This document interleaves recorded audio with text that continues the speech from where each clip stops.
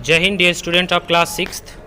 Today we are going to cover our first chapter of English supplementary book, that is A Pact with the Life, in which we are going to cover today the first lesson, that is A Tale of Two Birds. My dear students, as it is the additional book, that's the supplementary, so you will prepare another textbook, another notebook for it, in which you will just write only the question answers related with the same book. My dear students, you will follow the same procedure as you have prepared English literature, right? So my dear students, without making a delay, let's have start the chapter number first, A Tale of Two Birds.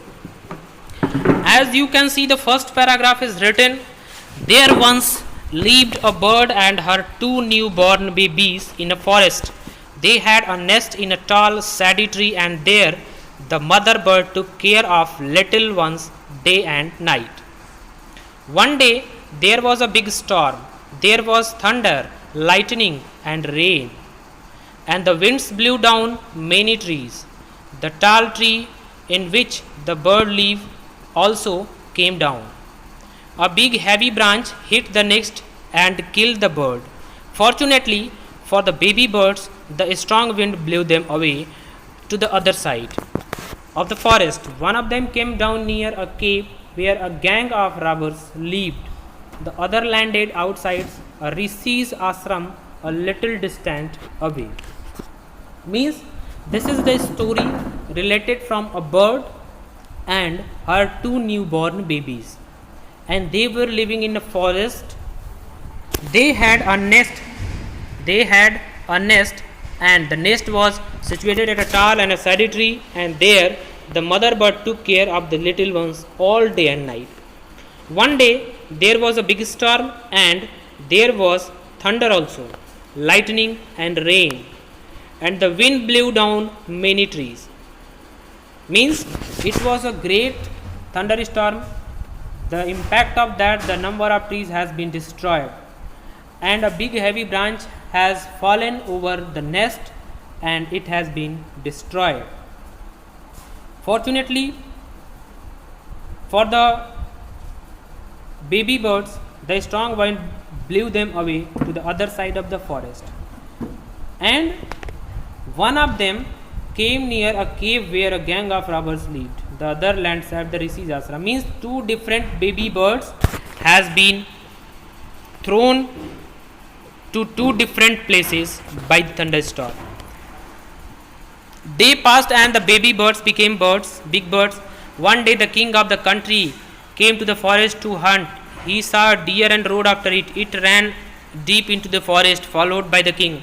Soon the king lost his way and didn't know where he was. He rode on for a long time till he came to the other side of the forest. Very tired by now, he got off his horse and sat down under a tree that stood near a cave. Suddenly he heard a voice cry out, "Quick, hurry up!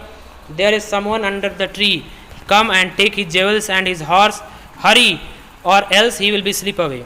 The king was amazed. He looked up and saw a big brown bird on the tree under which he was sitting. He also heard the faint noises issuing from the cave.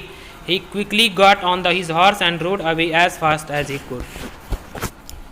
The day was passing. The day had been passed, and the baby birds became big birds. And one day, when the country king was moving towards the forest for a hunt, he saw a deer and rode after him. He had forgotten his ways into deep forest, and when he rode for a long time in search of the proper track, and he wanted to be the other side of the forest, and he was very tired now, and when he had sat, suddenly he heard the sound of a bird. He was making a sound that come and hurry up and loot that king's, that means loot all the jewels from that one. The king was very amazed, but when we have a look and saw, there was a big bird, and he heard a faint voices also. That's why as fast as he could, he left that place, right? So my dear students, As you can see, the mindset has been changed. Soon he came to the clearing which looked like an ashram. It was a rishi's ashram. The king tied his horse to a tree and sat down into its shade. Suddenly he heard a gentle voice announce, "Welcome to the ashram, sir. Please go inside and rest. The rishi will be back soon. There's some cold water in the pot. Please make yourself comfortable." The king looked up and saw a big brown bird in the tree. He was amazed. "This one looks like the other birds outside the cave," he said to himself loudly. When, after escaping from that place, when he when he ran from there, he approached towards a clearing spot that was looking like an ashram, that was related, that was a property of a rishi. And when he tied his horse under a tree and sat down into it, said another statement was making by another bird. And when he looked aside, the second bird was making a statement that, "Welcome, sir, welcome to the ashram. Please just wash your face, be comfortable there, and rishi will be back soon." And that means that was the information given by the bird. And after hearing that information, the king was amazed, and it looks like the other bird, because and that was outside the cave. He said to himself loudly, means that king was making a thought loudly. "You are right, sir," answered the bird. "He is my brother, but he has made friends with robbers.